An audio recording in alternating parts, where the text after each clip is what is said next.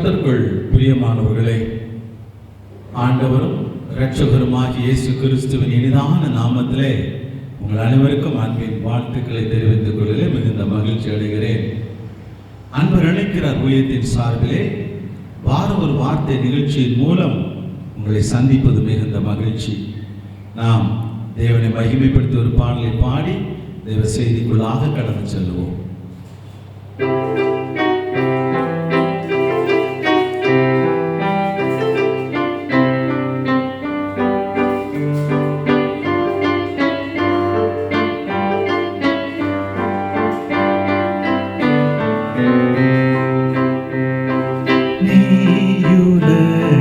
சொந்தமல்லவே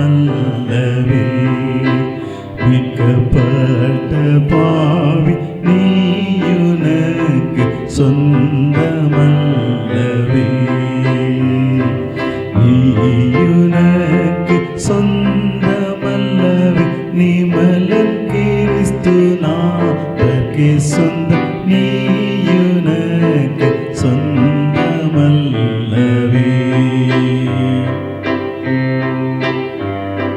சிலுவை மரத்தில் தொங்கி மரித்தாரே, திரு ரத்தம் ரத்தம் திருவிழாவில் வடியுது பாரே, வலிய பரிசத்தால் கொண்டாரு வான மகிமை உனக்கிவாரே, நீயுனக்கு சொந்தமல்லவே. பழைய பாவத்தாசை பெருகுதோ, பிசாசின் மேலே பாய்ச்சம் உனக்கு திரும்ப வருகுதோ, அழியும் நிமிஷத்தாசை காட்டிய அக்கினி கடல் தள்ளுவானே, நீயுனக்கு சொந்தமல்லவே. மீட்கப்பட்ட பாவி நீயுனக்கு சொந்தமல்லவே.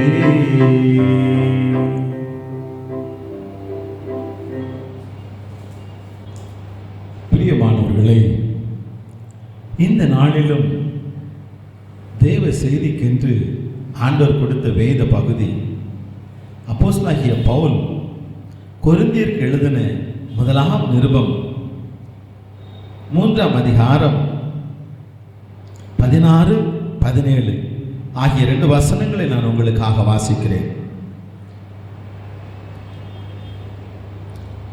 நீங்கள் தேவனுடைய ஆலயமாய் இருக்கிறீர்கள் என்றும் தேவனுடைய ஆவி உங்களில் வாசமாய் இருக்கிறீர்கள் என்றும் அறியாதிருக்கிறீர்களா?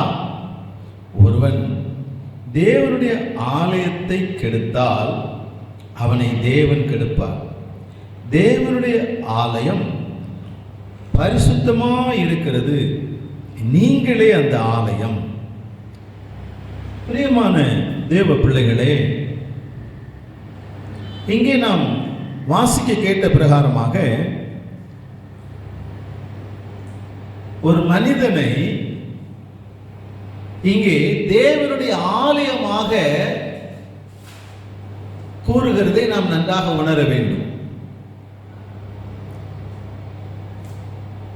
ஒரு மனிதன் தேவனுடைய ஆலயமாய் இருக்கிறான் என்று நாம் முதலாவது நன்றாய் உணர்ந்து கொள்ள வேண்டும்.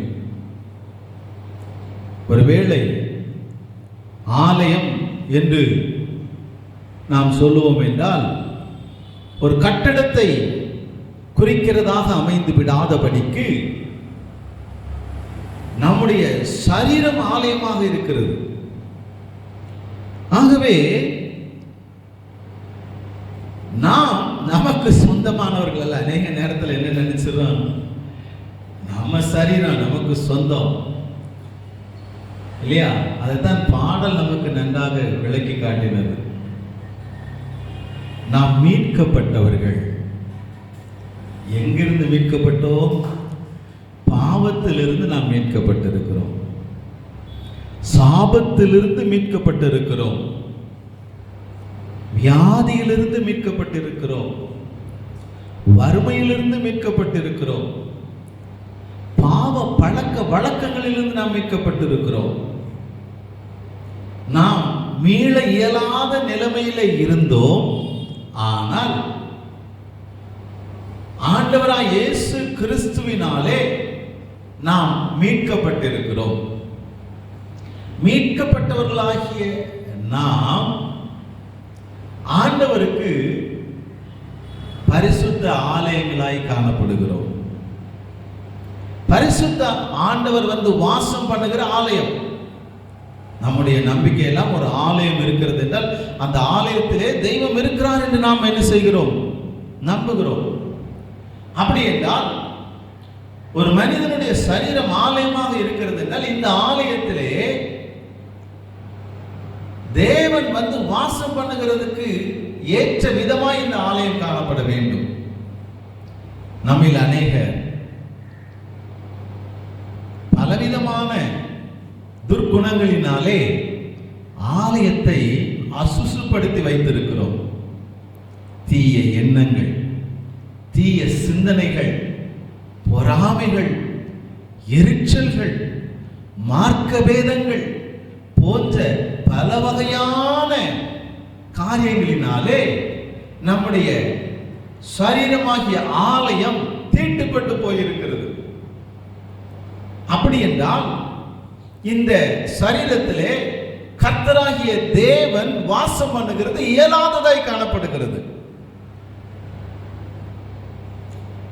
ஒரு பரிசுத்தம் இல்லாத இடத்துல தெய்வம் இருக்க மாட்டாருங்க. இதை நன்றாய் உணர்ந்து கொள்ள வேண்டும். ஆகவே தான் நம்முடைய ஆலயத்தை, நம்முடைய சரீரத்தை நமக்கு இஷ்டமான வழிகளிலே பிரயோஜனப்படுத்துகிறதுக்கு நமக்கு அதிகாரம் கிடையாது. ஏனென்றால் நம்முடைய சரீரத்துக்காக கர்த்தராகிய இயேசு கிறிஸ்து தன்னுடைய சரீரத்தினுடைய கடைசி சொட்டு இரத்தத்தை சிந்தி இருக்கிறார். நாம் மீட்கப்படும்படியாக நாம் அதை நன்றாய் உணர்ந்து கொள்ள வேண்டும். ஏன் தெரியுமா? நம்முடைய மரணத்துக்கு பின்பதாக நம்முடைய ஆத்மா பாதாளத்துக்கு சென்று விடக்கூடாது, நரகத்துக்கு சென்று விடக்கூடாது.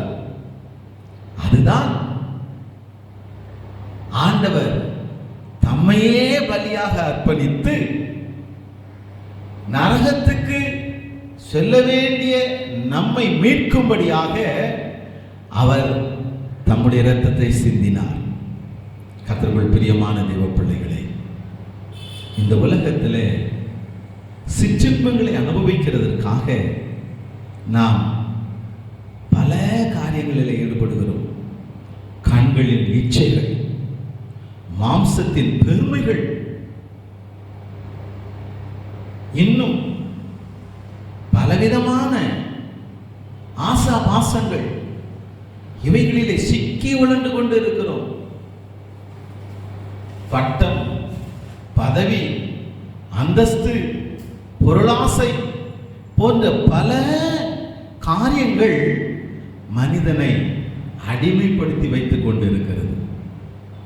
இந்த அடிமைத்தனத்திலிருந்து நாம் மாற வேண்டும் என்றால் இயேசு கிறிஸ்துவினுடைய இரத்தத்தினாலே நாம் கழுவப்பட வேண்டியது அவசியமாக இருக்கிறது. நம்முடைய ஆலயம், இந்த சரீரமாகிய ஆலயம் நமக்கு அல்ல, ஆண்டவருக்கு சொந்தமாக வேண்டியது அவசியமாக இருக்கு. அதைத்தான் நாம் பாடினோம்.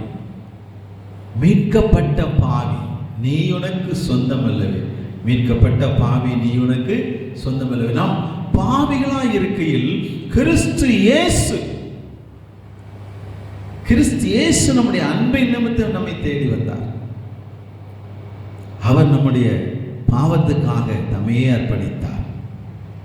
இந்த தேவனை நம்முடைய வாழ்க்கையில நம்ம இரட்சகராக ஏற்றுக்கொள்வோமா? நம்முடைய பாவமுள்ள சரீரம் இனி பாவத்தில் விழுந்து போகாதபடிக்கு ஆண்டவரிடத்துல பரிசுத்தத்தை பெற்றுக்கொள்வோமா? இருக்கிற இடங்களிலே கண்களை மூடி அப்படியே ஆண்டவரை நோக்கி பார்ப்போம். எங்களை நேசிக்கிற எங்கள் அன்பின் சுவாமி, நன்மையான வேலைக்காக நன்றி செலுத்துகிறோம்.